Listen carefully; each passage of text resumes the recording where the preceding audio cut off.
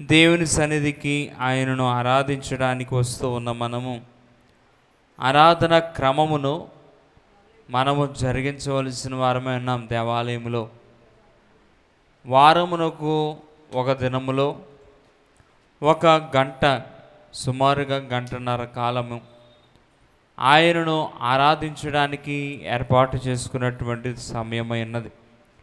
ఈ యొక్క సమయంలో మరి దేవాలయంలోనికి మనము ఏ విధంగా వస్తున్నాం ఒకసారి మనల్ని మనం పరిశీలన చేసుకోవాలి.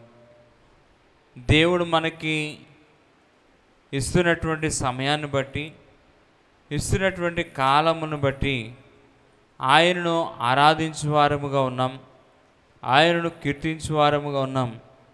అయినప్పటికీ దేవుడు మన ఎదుటి నుండి కోరుకునేది మన సమయాన్ని దేవుడు అడుగుచూ ఉన్నాడు.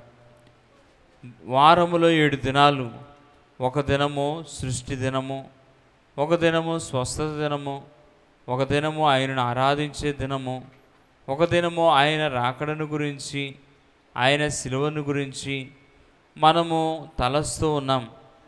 మరి ఆదివారము ప్రత్యేకముగా దేవుని యొద్దకు వస్తూ ఉన్నాం. ఎంతసేపు మన ఆరాధన అంటే గంటన్నర ఆరాధన. ఈ గంటన్నర ఆరాధనకు కూడా మరి మనము సమయానికి రాలేకపోతున్నాం. ప్రారంభ ప్రార్థనకి రావాలి. ఆరాధన అంటే ఎప్పుడు రావాలండి? ప్రారంభ ప్రార్థనకి. ముగింపు ప్రార్థన అయ్యేంత వరకు కూడా వస్తూనే ఉంటారు ఆరాధనకి. అది క్రమం అంటారా? అది క్రమము కాదు. ఆరాధన క్రమమును మనము గుడిలో కూర్చుని ఇతరమైనటువంటి సంగతులను కూడా మనం మాట్లాడకూడదు. ఆరాధన సమయంలో దేవుని ఆరాధించడానికి వచ్చాం కనుక మనము దైవ తలంపు కలిగి ఉండాలి. దేవుని యొద్ద ఉన్నాం. మనం ఎవరి దగ్గర ఉన్నామండి? లోకములో ఉన్న వారి యొద్ద ఉండలేదు, మనుషుల యొద్ద ఉండలేదు. మనము దేవుని యొద్ద ఉన్నాము కనుక ప్రతి ఆదివారము ఎప్పుడైతే దేవాలయంలోనికి వస్తామో, దేవాలయంలో దేవుడు ఉన్నాడని, దేవదూతలు ఉన్నారని, పరిశుద్ధులు ఉన్నారని జ్ఞాపకము కలిగి మనము ఆలయంలో సంచరించవలసిన వారమే ఉన్నాం. ఈ దినమందు దేవుడు ఏర్పాటు చేసినటువంటి సమయాన్ని బట్టి ఎప్పుడైతే మనము సంఘములో కూర్చుని ఉంటామో పాటల ద్వారా ఆయనను ప్రార్థించాలి.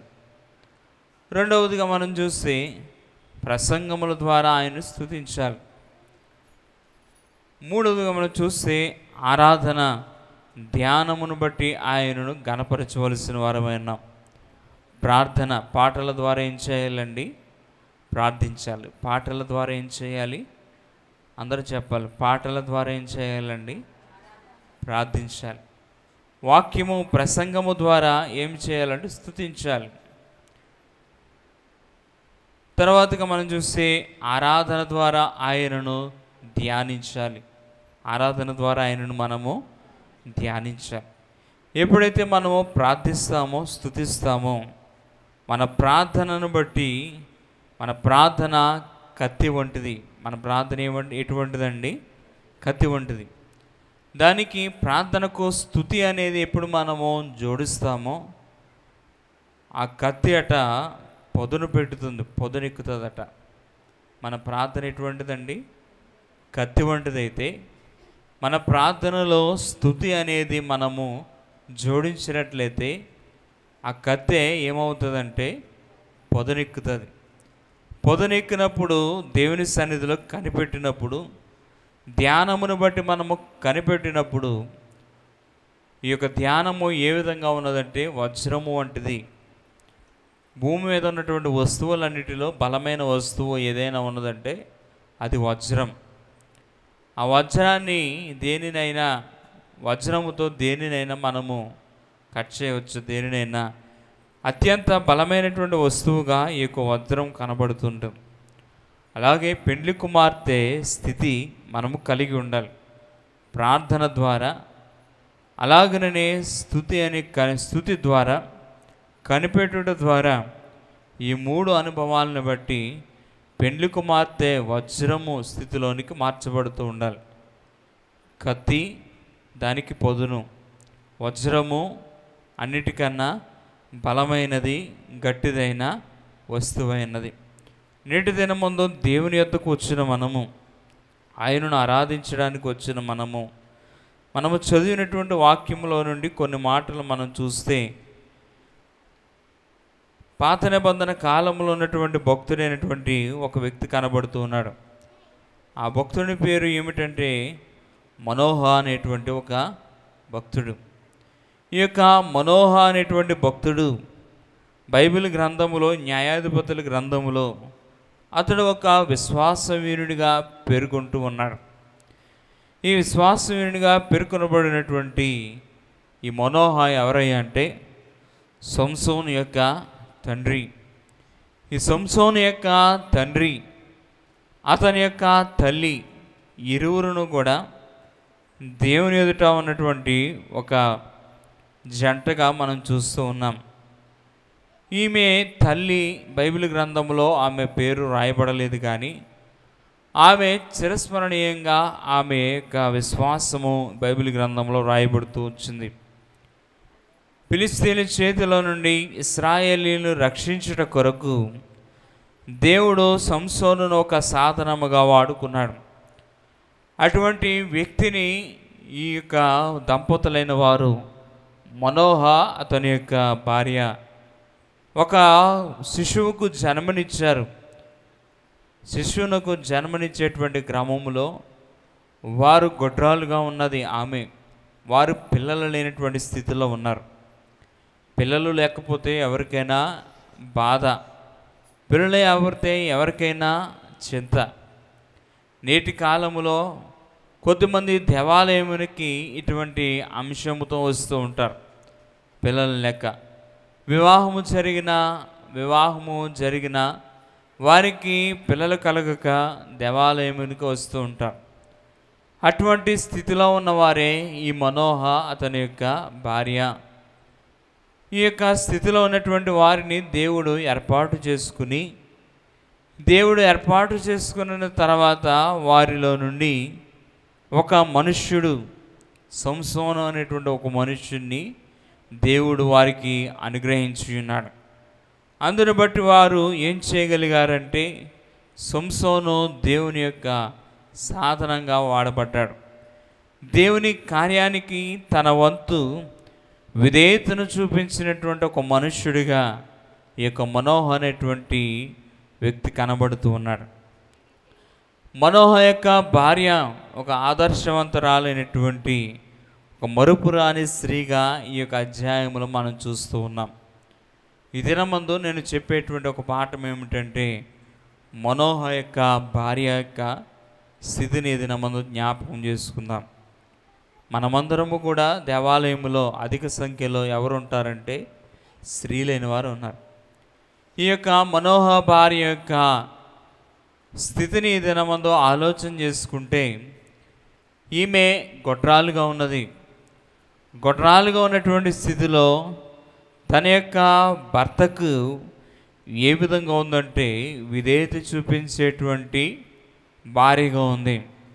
ఆదర్శవంతమైనటువంటి భార్యగా కనబడుతుంది. ఒక మాటను మనం చదువుకుందాం. న్యాయాధిపతుల గ్రంథం 13వ అధ్యాయం 2వ వచనంలో, ఆ కాలమున దాను వంశస్థుడును జోరియా పట్టణస్థుడైన మనోహాను ఒకడును, అతని భార్య గొడ్రాలై కానుపు లేక యుండెను. ఈ గొడ్రాలుగా ఉన్నప్పుడు ఆమె దేవుని వైపు చూస్తూ ఉన్నది. దేవుడు ఆమె వైపు చూస్తూ ఉన్నాడు. ఈమె దేవుని వైపు చూస్తున్నది. ఈమె యొక్క లోటును ఎరిగినటువంటి దేవుడు ఈమెను చూస్తూ ఉన్నాడు.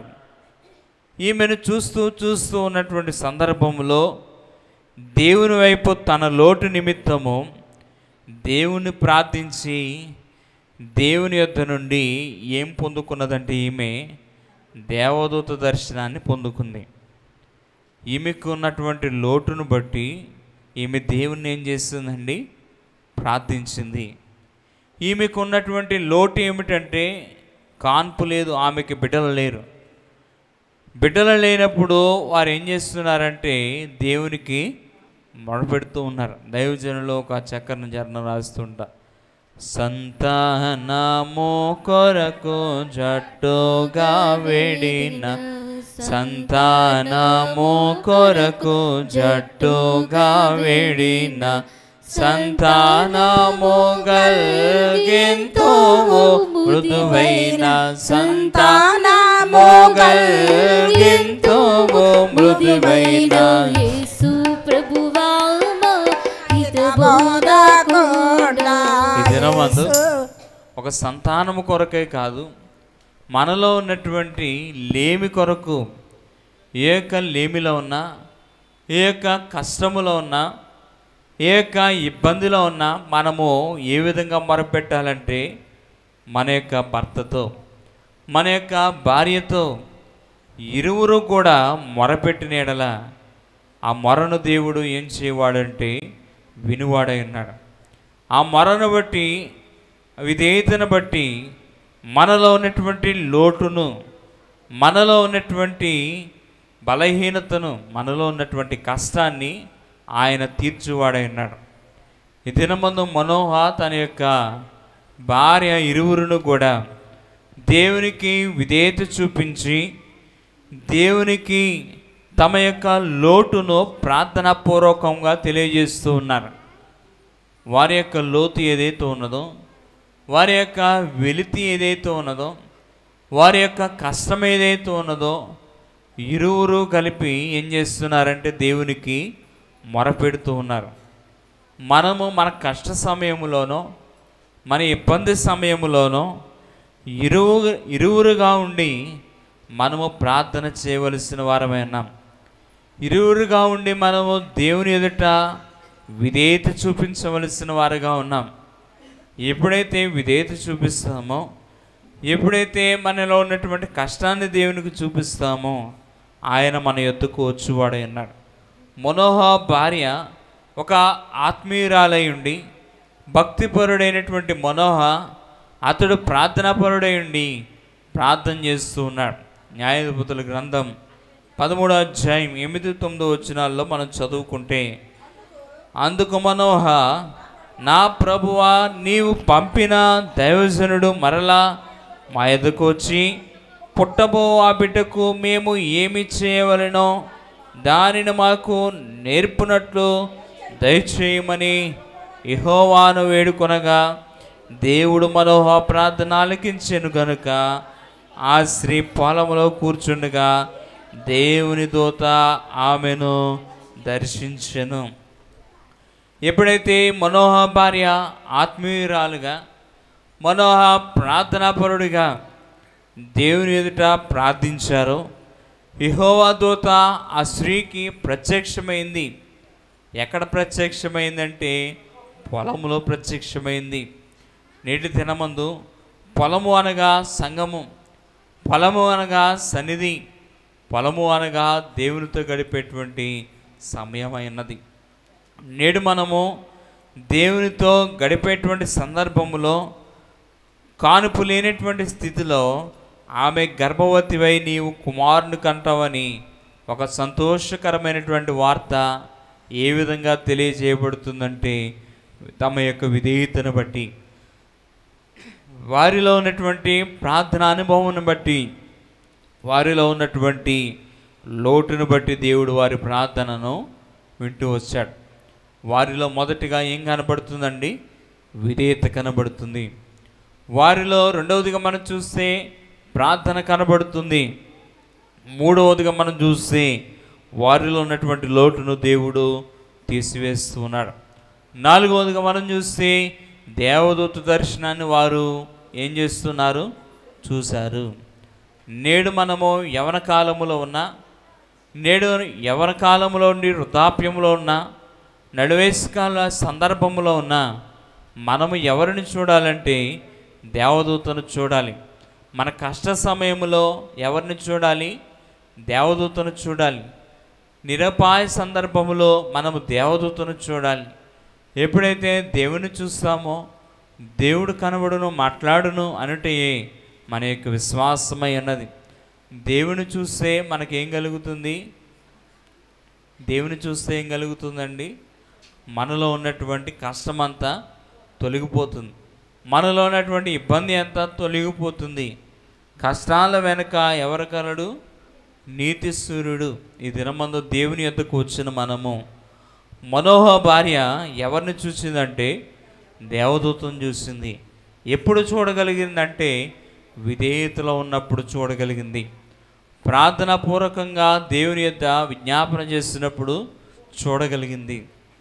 వారు లోటులో ఉన్నప్పుడు దేవుని దూతను చూడగలిగింది. నేడు దేవుని యొద్ద ఉన్న మనము దేవుని యొక్క దర్శనాన్ని కలిగి నిమిత్తము విధేయత మన జీవితంలో ఉండాలి, నమ్మకము ఉండాలి, ప్రార్థన ఉండాలి. లోటులో ఉన్నప్పుడు ఆయన మన లోటును తీర్చువాడైనాడు. రెండవదిగా మనం చదువుకుందాం ఒక మాట. న్యాయాధిపతుల గ్రంథం 13వ అధ్యాయం 6వ వచనములో చూస్తే, ఆ స్త్రీ తన పనిమిటి యొద్దకు వచ్చి, దైవజనుడు ఒకడు నా యొద్దకు వచ్చి అతని రూపము దేవదూత రూపమును పోలినదై మిక్కిలి భీకరముగా ఉండెను. అతడు ఎక్కడి నుండి వచ్చినో నేను అడగలేదు, అతని పేరునైనను నాతో చెప్పలేదు. దైవజనుడి గురించినటువంటి ఈమె ఏమి కలిగి ఉన్నదంటే ఒక ప్రశ్న, ఒక అనుమానం, ఒక ఆలోచన వారి జీవితంలో వచ్చింది. దైవజనుడి గురించిన స్త్రీ, ఆ స్త్రీ తన భర్త యొద్దకు వచ్చి మాట్లాడుతుంది. దైవజనుడు ఒకడు నా యొద్దకు వచ్చాడు. అతని రూపము ఎలాగన ఉన్నదంటే దేవదూత రూపమున పోలినది, మిక్కిలి భీకరముగా, బహు భీకరముగా ఉండెను. అతడు ఎక్కడి నుంచి వచ్చానో తెలియలేదు, అతని పేరైనను నేను అడగలేదు, ఆయన చెప్పలేదు. ఆ వ్యక్తి ఎవరో, ఎక్కడి నుంచి వచ్చాడో తెలియకపోయినా అతని యొక్క తీరును బట్టి, అతని యొక్క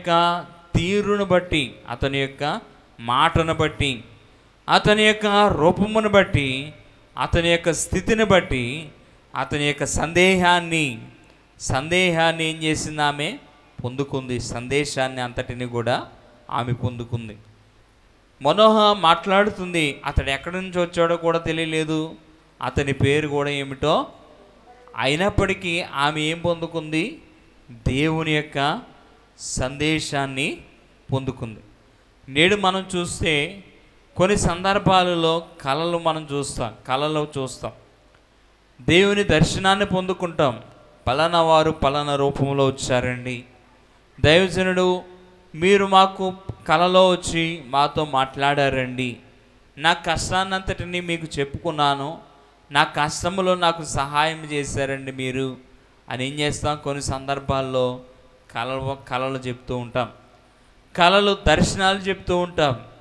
మనకు వచ్చినటువంటి వాటన్నిటినీ కూడా ఎవరికి చెప్తామంటే దైవజనునికి చెప్తాం. ఈ మనోహ తనకు వచ్చినటువంటి కళను, తనకు వచ్చినటువంటి దర్శనాన్ని ఎవరు తన యొద్దకు వచ్చారో ఆ యొక్క వ్యక్తిని గురించి ఏం తెలియజేస్తుందంటే తన యొక్క భర్తకు తెలియజేస్తుంది, తన భర్త అయినటువంటి దైవజనుడికి తెలియజేస్తుంది. మనోహ భార్య అతడు చేసినటువంటి మాటలన్నిటిని కూడా వింటూ ఉన్నాడు. దేవుడు తన దూతను ఎప్పుడు ఒక వ్యక్తి యొద్దకు పంపిస్తాడు అంటే లోటులో ఉన్నప్పుడు పంపిస్తాడు, కష్టములో ఉన్నప్పుడు పంపిస్తాడు. ఒక మాటను జ్ఞాపకం చేసుకుంటే ఎబ్రీ రాసిన పత్రికలో 12వ అధ్యాయంలో ఒక మాట అక్కడ మనం చూస్తూ ఉన్నాం.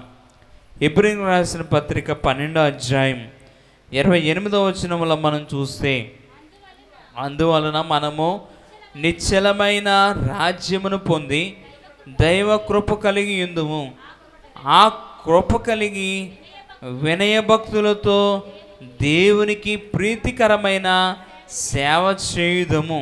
ఎలయనగా మన దేవుడు దహించు అగ్ని అయి ఉన్నాడు. ఈ దినమందు దేవుడు తన యొక్క దూతను ఎప్పుడో ఒక వ్యక్తి యొద్దకు పంపిస్తాడంటే తనకు ప్రీతికరమైనటువంటి పనిని చేసినప్పుడు. అక్కడ మనం చూస్తే ఆ కృప కలిగి వినయ భయభక్తులతో దేవునికి ప్రీతికరమైన సేవ చేయనప్పుడు.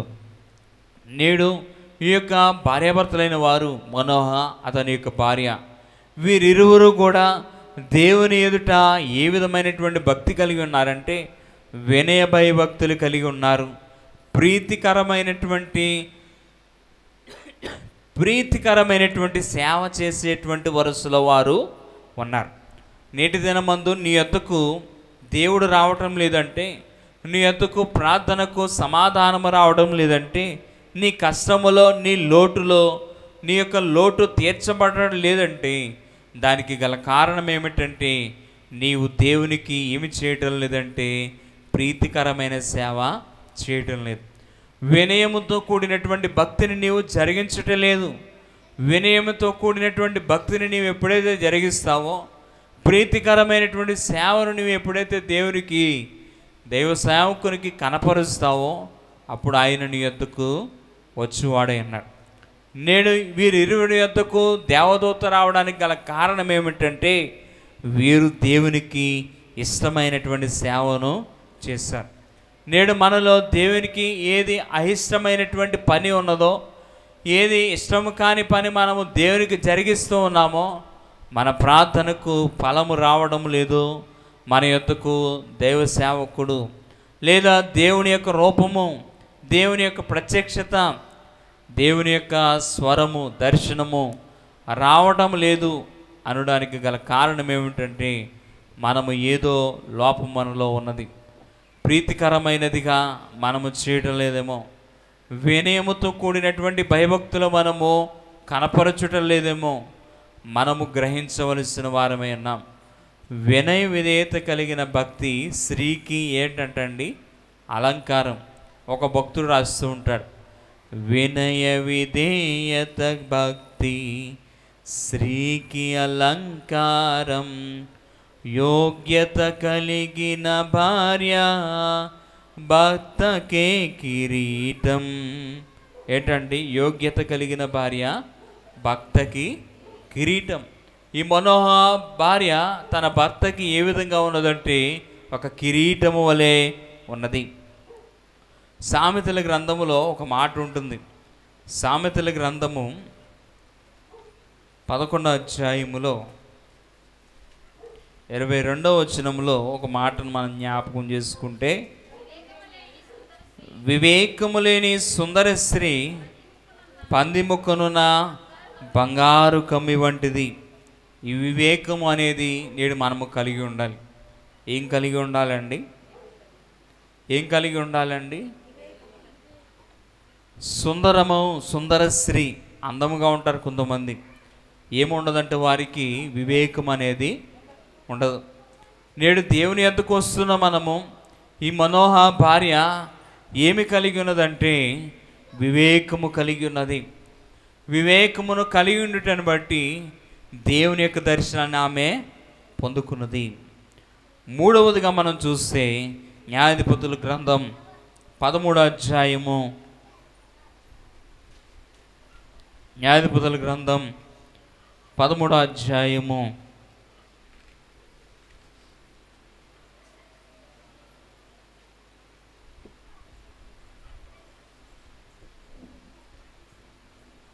ప్రార్థన వినేడి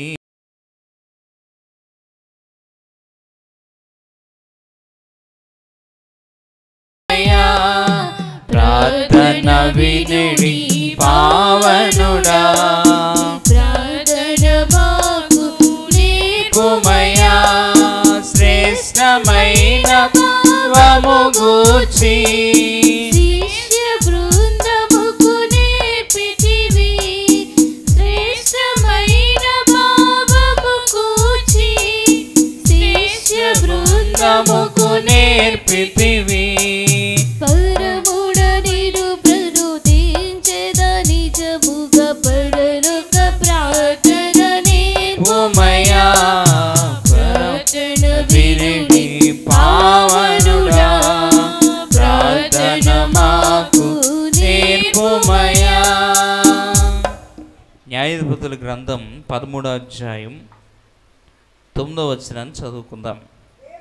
దేవుడు మనోహ ప్రార్థన ఆలకించెను గనుక ఆ స్త్రీ పొలములో కూర్చుండగా దేవుని దూత ఆమెను దర్శించెను. 13వ అధ్యాయం 9వ వచనంలో దేవుడు మనోహ ప్రార్థనను ఆలకించెను గనుక ఆ స్త్రీ పొలములో కూర్చుండగా దేవుని దూత ఆమెను దర్శించెను. మనోహ భార్య దేవుని దూత యొక్క దర్శనాన్ని పొందుకున్నది. తర్వాత మనోహ, నా ప్రభువా, నీవు పంపినటువంటి దైవజనుడు మరలా నా యొద్దకు రాము, మాకు పుట్టింపబోయేటువంటి బిడ్డను గురించి మాకు తెలియచేయమనగా వారు యెహోవాను వేడుకొనగానే వారి ప్రార్థనను బట్టి ఆమెకు సమాధానము దొరుకుతూ వచ్చింది. యెహోవా దూత ద్రాక్ష వల్లిని గురించినటువంటి మాటను అక్కడ తెలియజేస్తుంది. అతని యొక్క పుట్టబోయేటువంటి శిశువుకు ఏమి ఇవ్వకూడదండి? ద్రాక్షారసము అతనికి ఇవ్వకూడదు. అతనికి నాజీరు చేయకూడదు. అతనికి నాజీరు చేయబడి ఉన్నాడు. తలను ఏం చేయకూడదంటే కట్ చేయకూడదు. భర్తతో కలిసి ఈమె ఏం చేసిందంటే ప్రార్థన చేసింది. మూడవదిగా మనం చూస్తే భర్తతో ఏం చేసిందండి? ప్రార్థన. మరి మనము స్త్రీలుగా ఉన్నాం. మనము ప్రార్థన చేసినప్పుడు మన భర్తలు మనతో పాటు ఏం చేయాలి? ఏం చేయాలండి? ప్రార్థన చేయాలి. ప్రార్థన చేసేటువంటి వరుసలో వారిని మనము నడిపించినట్లు మనము కృషి చేస్తూ ఉండాలి. బైబిల్ గ్రంథంలో ఒక మాట ఉంటుంది, ఏంటంటే ప్రార్థన చేసేటువంటి స్త్రీలు గొప్ప సమూహముగా ఉన్నారని మనం చూస్తూ ఉంటాం. 7 దినం ముందు దేవుని యొద్దకు వచ్చిన మనము ప్రార్థించేవారి వరుసలో ఉండాలి. ప్రార్థించేవారి వరుసలో ఉండాలి. మన ప్రార్థనకు జవాబు వచ్చేంత వరకు మనము మన భర్తలతో, మన కుటుంబం వారితో కావలసినది, తల్లి యొద్ద నుండి బిడ్డ కావలసినది పొందుకునేంత వరకు ఏం చేస్తాడు? పేచి పడతాడండి, పొట్టు పడతాడా? ఇచ్చేంత వరకు ఏం చేస్తాడు? ఇస్తామేమో అని ఏం చేస్తాడు? పట్టుబడతాడు. ఎప్పుడైతే తనకు కావలసినది అతడు పొందుకుంటాడో, పొందుకున్న తర్వాత అతడు ఏం చేస్తాడు? సమాధానంగా ఉంటాడు. నేను ప్రార్థించే క్రమంలో మరి మనము ఏ వరుసలో ఉంటున్నాం? మన భర్తలతో ప్రార్థించేటప్పుడు, మనము మన యొక్క కుటుంబంతో ప్రార్థించేటప్పుడు ఏ వరుసలో ఉంటున్నా ఒకసారి ప్రార్థన చేసుకుని నేటి దినం ముందు దేవుని ఎదుట ఉండాలి. 13, 14 వచనాలు చదువుకుంటే, యెహోవా దూత నేను ఆ స్త్రీతో చెప్పినదంతయు ఆమె చేకొనవలెను.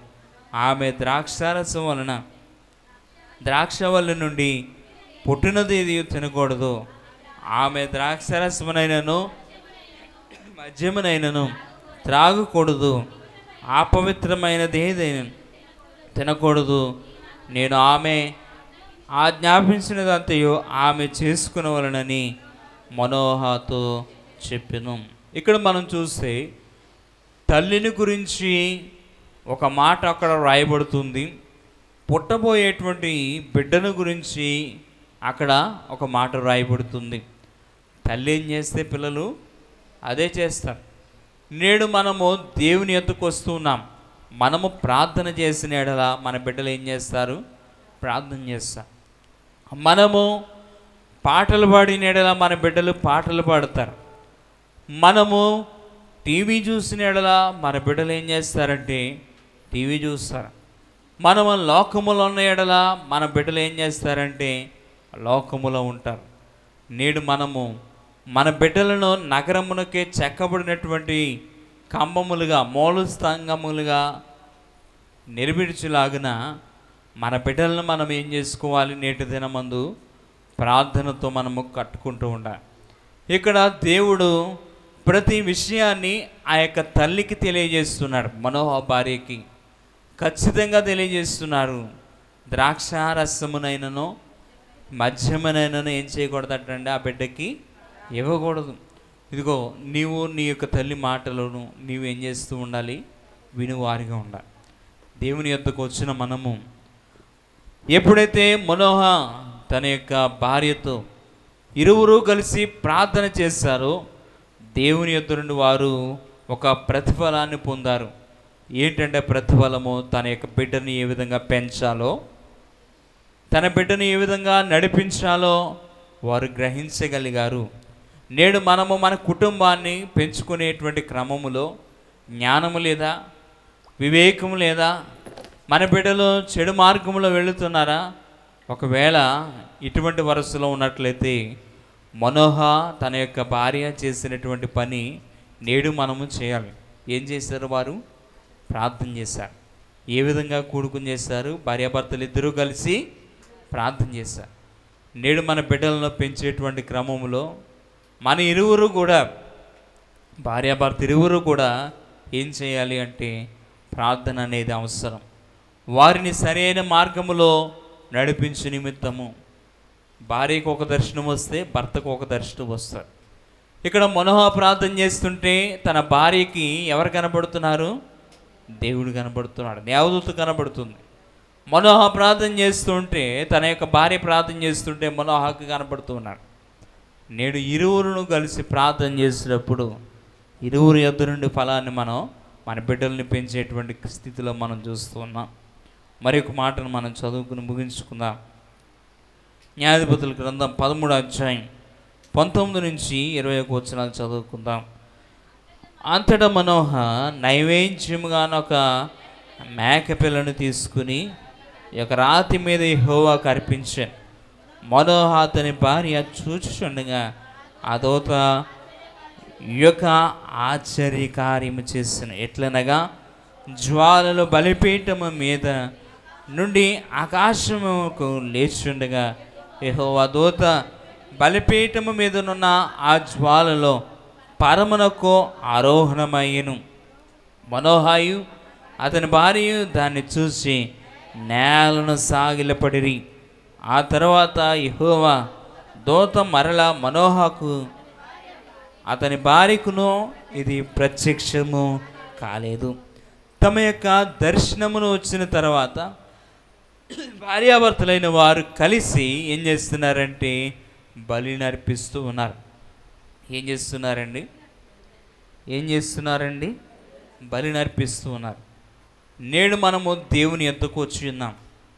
మనము అర్పించేటువంటి అర్పణ దేవునికి ఇష్టముగా ఉండాలి. ఇక్కడ బలిని అర్పించేటువంటి క్రమములో వారు అర్పించినటువంటి అర్పణ ఏ విధంగా వెళుతున్నదంటే, ఆశ్చర్యకరముగా ఒక దూత వచ్చి ఆ దూత ఏం చేస్తుందటండి, ఆ యొక్క అర్పణను పరమునకు అది కొనిపోబడుతుంది. ఆ యొక్క అర్పణలో దూత అనేది పరమునకు కొనుపోబడుతుంది. నేడు మన యొక్క అర్పణ ఏదైతే ఉన్నదో ఆ యొక్క అర్పణ నీవు దహన బలిని అర్పించి దేవుని యొద్ద నుండి ఆశించాలి. మనము మొదటిగా ఆశించాలి, తర్వాత ఆయనను ఏం చేయవాడే అన్నాడు, ఆ ఆశను తీర్చువాడే అన్నాడు. ఈ దినమందు వారు ఏం చేశారంటే దేవుడిచ్చినటువంటి దర్శనాన్ని బట్టి ఆ దర్శనమునకు ప్రతిగా వారు దేవునికి బలిని అర్పించారు. బలిని అర్పించిన తర్వాత దేవుడికి వారికి ఏమి ఇచ్చాడు? ఒక బహుమానాన్ని ఇచ్చాడు. నేడు మనము దేవుని సన్నిధికి వచ్చిన మనము భార్యాభర్తలైన వారు ఇరువురు కలిసి ఇక్కడ ఏం చేశారు? బలిని అర్పించారు. మనము దేవుని యొద్దకు వచ్చిన మనము యెహోవాకు అర్పించేటువంటి అర్పణ అది ఎక్కడికి వెళుతుందంటే దేవుని యొద్దకు వెళుతుంది. అది దేవునికి అర్పించే ఒక అర్పణ కృతజ్ఞతాపూర్వకమైనటువంటి అర్పణగా కనబడుతుంది.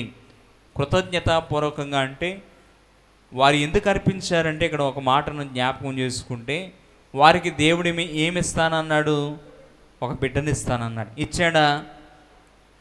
ఇవ్వలేదండి. ఇచ్చిన తర్వాతే అర్పించారా? ఇవ్వకముందే అర్పించారు. ఇది కృతజ్ఞతతో కూడినటువంటి అర్పణ అన్నది. నేడు మనము దేవుని యొద్దకు వచ్చిన మనం అర్పించేటువంటి కానుక ఏదైతే ఉన్నదో, మనము చెల్లించేటువంటి కానుక ఏదైతే ఉన్నదో అది దేవుని యొద్దకు వెళ్ళేటువంటి అర్పణ అన్నది. వీరు అర్పించినటువంటి కానుకను బట్టి వీరిరువురు కలిసి చేసినటువంటి అర్పణ దేవునికి ఏ విధంగా ఉన్నదంటే అంగీకారయోగ్యముగా కనబడుతుంది. నేడు దేవుని యొద్దకు వచ్చిన మనము ఈ యొక్క మనోహ విషయములో విశ్వాసవీరునిగా పేర్కొనబడినటువంటి సంసోను అతని యొక్క తల్లిదండ్రులు వారి బైబిల్ గ్రంథములో ఏ విధంగా మార్చబడ్డారంటే, ఒక దేవుని యొక్క దర్శనాన్ని పొందుకున్నటువంటి కుటుంబముగా, దేవుని యొక్క వాగ్దానమును చూసినటువంటి కుటుంబముగా, దైవజనుని గురించినటువంటి దైవ దర్శనాన్ని, దైవ ప్రత్యక్షతను పొందుకున్నటువంటి కుటుంబముగా కనబడుతూ ఉన్నారు. వారిరువురు కూడా కలిసి ప్రార్థించినటువంటి కుటుంబముగా కనబడుతున్నారు. వారి ఇరువురు కూడా కలిసి దేవునికి ఏమర్పించారండి? కృతజ్ఞతాబలులను వారు అర్పిస్తూ వచ్చారు. నేడు కుటుంబముగా ఉన్న మనము, దేవుని యొద్దకు వచ్చిన మనము, ఆయనను ఆరాధిస్తూ ఉన్న మనము, ఆయనను కీర్తిస్తూ ఉన్న మనము, విశ్వాసముతో భార్యాభర్తలైన వారు ఏం చేసిందంటే దేవదూత అయినది వారిని ధైర్యపరిచింది. విశ్వాసముతో భర్తను ధైర్యపరిచినటువంటి ఒక స్త్రీగా మనోహ భార్య కనబడుతుంది. అప్పటి వరకు మనోహ ఒక మానవుడిగా ఉన్నను, దేవదూత అతన్ని గురించి చెప్పిన తర్వాత భయపడుతూ ఉన్నటువంటి స్థితిలో మనోహ తన భార్య ఏం చేసిందంటే తన భర్తని ధైర్యపరిచింది. ఎందుకంటే భయపడడం? ఇక్కడ మనకు ఎవరు వచ్చారంటే దేవుడు వచ్చాడు. ఇక్కడ మనం చూస్తే పాత నిబంధన కాలంలో ఒక మాట ఉంటుంది, దేవుని చూసిన వారు ఏమవుతారండి? చనిపోతారు. దేవుని చూసిన వారు ఏమవుతారు? చనిపోతారు. అటువంటి స్థితిలో వారు భయపడుతున్నప్పుడు మనము చనిపోము, దేవుడే వచ్చి మనకు కనబడుతూ ఉన్నాడు. అయితే ఆ యొక్క భార్య తను ధైర్యపరుస్తుంది. ఏ విధంగా ధైర్యపరుస్తుంది అంటే, దేవునిలో నీవు విశ్వాసాన్ని నీ నోటితో ధైర్యంగా ప్రకటించు. ఏం చేయాలటండి? మన విశ్వాసాన్ని ధైర్యంగా ప్రకటించాలి. మన విశ్వాసం ఏంటండి? లేనిది నమ్ముటే విశ్వాసం. మన ప్రార్థనకు జవాబు వస్తుందన్నటే విశ్వాసం. మనము దేవుని యొద్దకు వస్తున్నాం, మన ప్రార్థనను ఆయన వింటున్నాడు అనేటువంటి విశ్వాసాన్ని మనం కలిగి ఉండాలి. ఇక్కడ దేవుని యొద్దకు వచ్చిన మనము, స్త్రీ ఏం చేసిందంటే తన యొక్క భర్తని ధైర్యపరిచింది. కష్టకాలములో స్త్రీ ఏమై ఉన్నదంటే ఒక బలహీన ఘట్టమైనను ఆమె ప్రార్థించేట ఒక గొప్ప సమూహముగా పిలువబడుతుంది బైబిల్ గ్రంథంలో. నేడు దేవుని యొద్దకు వచ్చిన మనము మన భార్యలను, మన భర్తలను ఏం చేసుకోవాలి? మనము ధైర్యపరుచుకుంటూ ఉండాలి. విశ్వాసములోను, ప్రార్థన జీవితంలోను కష్టములు కలిగినప్పుడు మనము మన యొక్క భర్తకి ఏ విధంగా ఉండాలి? ఒక ఆదర్శవంతమైన స్త్రీగా ఉండాలి. యోహాను సువార్తలలో మొదటి యోహాను రాసిన పత్రికలో ఒక మాటను మనం చదువుకుందాం.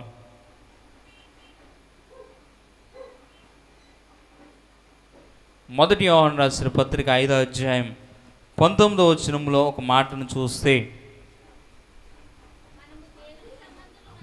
మనము దేవుని సంబంధులమనియు లోకమంతయు దుష్టుని యందున్నదనియు ఎరుగుదుము. మనము సత్యవంతుడైన వానిని ఎరగవలెనని దేవుని కుమారుడు వచ్చి మనకు వివేకమును అనుగ్రహించి ఉన్నాడని ఎరుగుదుము. ఈ దినమందు వివేకము లేక కొద్దిమంది ఏమవుతున్నారంటే బోల్తా పడుతూ ఉన్నారు. ఏమి లేకండి? బైబిల్ గ్రంథంలో పాము వంటి ఏం కలిగి ఉండాలి? వివేకం కలిగి ఉండాలి. పావురం వంటి నిష్కపటమైన మనస్సు కలిగి ఉండాలి. వివేకము లేక కొద్దిమంది ఏమవుతుంటారంటే వారి యొక్క కుటుంబాలలో బాల్తా పడుతూ ఉంటారు. ఆర్థికంగానో లేకపోతే కష్టములోనో ఏ యొక్క సందర్భంలో వివేకము లేనటువంటి సుందర శ్రీ దేని పోలి ఉన్నదండి? పంది ముక్కు గమ్మున పోలి, బంగారమును పోలి. నేడు వివేకమును అనుగ్రహించుటకు ఎవరు వచ్చారట? యేసు ప్రభువు మన కొరకు వచ్చి ఉన్నాడు. కష్టము కలగబోతుందో అని చీమ ఏం చేస్తుంది? ఎండాకాలంలో ఏం చేస్తుంది చీమ? ఆహారాన్ని సమకూర్చుకుంటుంది. ఎందుకు? రాబోయే కాలము వర్షాకాలము గనుక నాకు ఆహారం దొరకదేమో అని చీమ ఏం చేస్తుంది? ఆహారాన్ని దాచుకుంటుంది. ఇదే వివేకం. కష్టము కలగబోతుందోనని, బిడ్డలకు ఆకలి వేస్తుందనని కొద్దిగా ఉదయకాలము ఉండేటువంటి ఆహారమే ఎక్కువగా వండుకుంటారు. ఎందుకంటే బిడ్డలకి సాయంకాలం ఆకలి వేస్తుందని. నేడు వివేకం అంటే విశ్వాసములో కూడా అదే వివేకం కలిగి ఉండాలి. మనోహ భార్య తన కుటుంబాన్ని ఏం చేసింది? తన భర్తని ఆదరించి ధైర్యముతో తన యొక్క భర్తని ఏం చేసింది? ధైర్యపరిచింది. ఒక దూత వచ్చింది, మాట్లాడింది, వెళ్ళిపోయింది. మనం ఏమవుతాం? చనిపోతాం అనుకుంటున్నాడు. కానీ తన భర్త ఏం చేస్తుంది? తన భార్య ఏం చేస్తుందంటే తన భర్తని ధైర్యపరుస్తుంది. నేడు వివేకము విషయంలో సంఘములోనో లోకములోనో కుటుంబంలోనో ఏముంటం లేదంటే మానవులకి వివేకము కొదువైపోతుంది. ఎంత డబ్బు ఉంటే అంత డబ్బు ఖర్చు పెట్టుకోవడమే, ఎంత సమయం ఉంటే అంత సమయాన్ని వృధా చేసుకోవడమే, ఎంత ఆరోగ్యం ఉంటే ఆ ఆరోగ్యాన్ని అంతటిని కూడా పాడు చేసుకోవడమే. ఏమవుతుందంటే వివేకం అనేది మానవుని జీవితంలో కోల్పోతూ ఉన్నాడు. ఈ వివేకాన్ని కలుగు చేయి నిమిత్తము ఎవరు వచ్చారంటే యేసు ప్రభు భూలోకానికి వచ్చి ఉన్నాడు. సత్యవంతుడైన వారిని ఎరగవలనని దేవుని కుమారుడు వచ్చి మనకు వివేకమును అనుగ్రహిస్తూ ఉన్నాడు. ఈ దినమందు వివేకం అనేది మానవునికి చాలా అవసరం. కుటుంబాన్ని నడిపించుకున్నటలోనో లేదా విశ్వాసములో ముందుకు ధైర్యముగా వెళ్ళుటలోనో మనకు వివేకం అనేది చాలా అవసరం.